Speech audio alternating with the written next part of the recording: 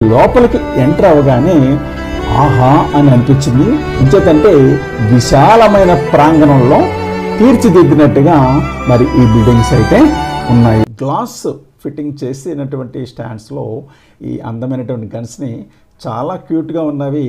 అవి చూస్తుంటే ఎంతో ముద్దు వచ్చాయన్నమాట.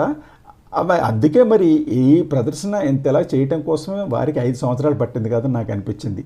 గోడ పైన మాత్రం మళ్ళీ కత్తులు కటార్లు పిడిబోకులు అవి ఉన్నాయనుకోండి. కింద మాత్రం మెయిన్గా ఈ హాల్ మాత్రం గన్ స్టాండ్స్ అనమాట.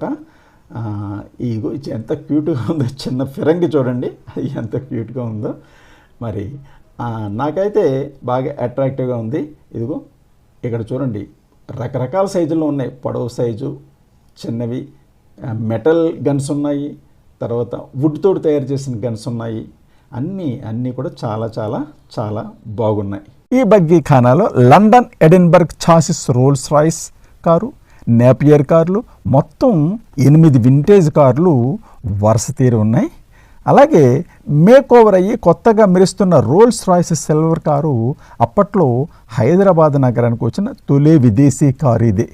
మరి దాన్ని బట్టి నిజాం ఎంత ధనవంతులో మనకి తెలుస్తుంది.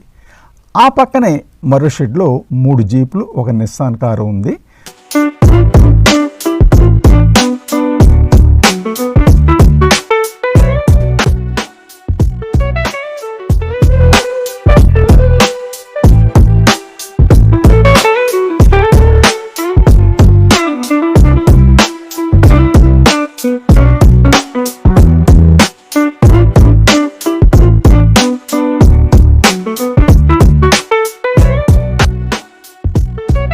ఇవన్నీ చూడగానే నాకు షోలే సినిమాలో అమితాబ్ బచ్చన్, ధర్మేంద్రల సాంగ్ ఒకటి గుర్తొచ్చింది. హే దోస్తీ హమ్ నహీ తోడెంగే తోడెంగే దమ్ మగర్ తేరా సాత్ నా చోడెంగే.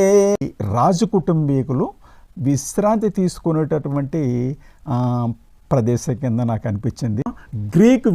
ఇద్దరు గ్రీక్ వీరులు ముష్టి యుద్ధం, దాన్నే మల్ల యుద్ధం అంటారు కదా, చేస్తున్నటువంటి ఆ పాలరాయి శిల్పం అయితే ఇంకా చాలా బాగుంది. ఇక లోపలికి వెళ్ళటానికి వీలు లేకుండా అడ్డుగా బ్యారికేడ్స్ పెట్టేశారు. ఆ గడప దగ్గర నుంచే లోపలికి నా సెల్ ఫోన్ పెట్టి తీసానమాట.